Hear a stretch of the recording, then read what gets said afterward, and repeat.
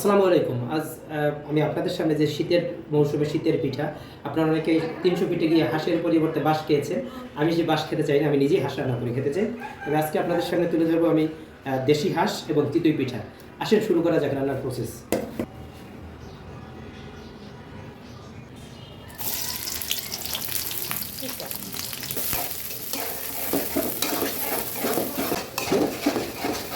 হাঁসের মাংস রান্না করার ক্ষেত্রে আমি কিছু টেকনিক অবলম্বন করি। আপনারা এই টেকনিকটা দিয়ে দেখবেন, আসলে মাংসটা একটু মজা পাবেন মাংসটা খেতে।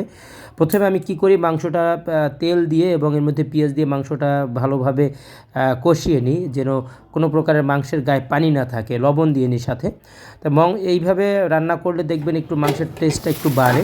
যখন গায়ের পানিটা একেবারেই টেনে গিয়েছে, একটু ভুনো ভুনো হয়ে গিয়েছে, তখন আমি এর মধ্যে দিয়ে দিলাম তেজপাতা, গরম মশলা, আদা রসুন পেস্ট এবং একে একে প্রত্যেকটা মশলা, যেমন হলুদের গুঁড়ি একটু বেশি ব্যবহার করছি এবং মরিচের গুঁড়িটাও বেশি ব্যবহার করছি, কারণ কালার এবং ঝাল, লাল এবং ঝাল একটু দুটোই যেন বেশি হয়। হাঁসের মাংসটা একটু ঝাল না হলে আসলে মজা হয় না। আলু ছাড়া তো হাঁসের মাংস কল্পনাই করা যায় না। এর মধ্যে আমি দিয়ে দিলাম এর জন্য আলুটা একটু সময় কষিয়ে দিয়ে দিলাম পানি দিয়ে আরও কিছু সময় কষাবো এবং এরপরে পরিপূর্ণ একেবারে ঝোলের যে পানিটা, সেই পানিটা দিয়ে দিলাম, সেদ্ধ হওয়ার জন্য ঢেকে দিলাম।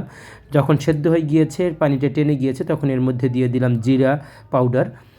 শেষ হয়ে গেল হাঁসের মাংস রান্না। এবার আমি রান্না করব চিতই পিঠা তৈরি করব। চিতই পিঠার জন্য খোলা বসিয়ে দিয়েছি এবং এর মধ্যে একটু তেল দিয়ে খোলাটা ভালোভাবে মেজে নিয়েছি। এখন একে একে এর মধ্যে দিয়ে দিচ্ছি গোলা দিয়ে দিচ্ছি। গোলাটা যখন দেওয়া হয়ে গেল ঢেকে দিলাম। আসলে এই পিঠাটা ফোলা না পর্যন্ত ঢাকনাটা উঠানো যাবে না। দেখেন একেবারে টইটুম্বুর হয়ে লটুপটু হয়ে গিয়েছে চিতই পিঠেগুলো।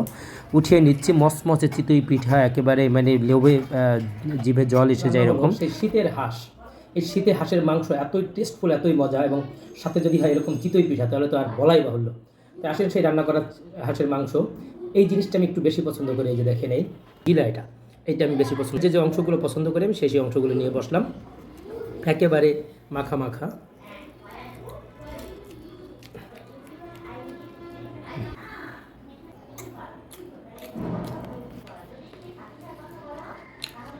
হাঁসের মাংসটা সবসময় একটু শক্তই হয়, কারণ এটা পাখির মাংস। জান্নাতি খাবার কিন্তু হাঁসের মাংস।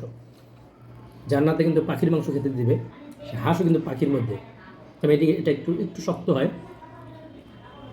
আর হাঁসের মাংস বেশি সিদ্ধ হলেও কিন্তু টেস্টফুল হয় না।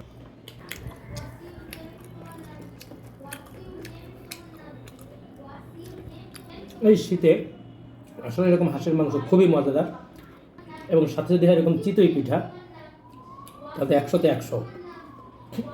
বাসায় যারা আছেন, যদি সবাই এরকম হাঁস এবং চিতই পিঠা বানিয়ে খাবেন এই শীতে। এক্সেলেন্ট। হাঁস এবং চিতই পিঠার দাওয়াত দিয়ে এখানেই শেষ করি। দেখা হবে ঠিক অন্য কোনো ভিডিও নিয়ে, অন্য কোনো লোকেশনে। সেই পর্যন্ত অপেক্ষা থাকবেন। আমাদের চ্যানেলটা সাবস্ক্রাইব করবেন, লাইক করবেন, শেয়ার করবেন, কমেন্ট করবেন। ধন্যবাদ সবাইকে। আসসালামু আলাইকুম।